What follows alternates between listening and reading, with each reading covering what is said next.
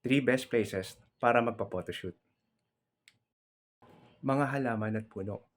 Ang kulay green nila ay nag-enhance ng ating itsura. Nagbibigay ng natural na kulay at nag-i-stand out tayo sa picture. Dagat at langit. Isa ito sa pinakamagandang background na madalas ginagamit ng kahit sino. Pero ingat ka, sobrang lakas ng kulay nila sa picture. Dapat ang suot mo ay something na mag-stand out tulad ng red o kaya ng yellow.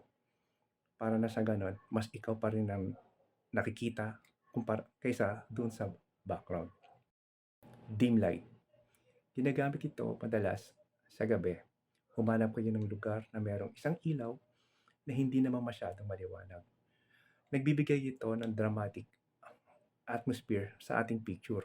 Kung ikaw yung masyadong expressive sa picture mo at meron kang gustong message na iparating sa pamamagitan ng mysterious effect. Ito yung top 3 best places kung saan ideal magpa-picture.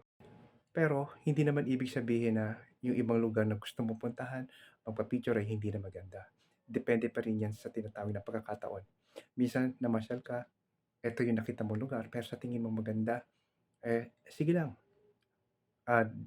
Gaya na sinabi ko na rin noon sa una kong reels na nasa sayo yan. Be confident para maging maganda yung picture mo. And always create a rapport with your photographer.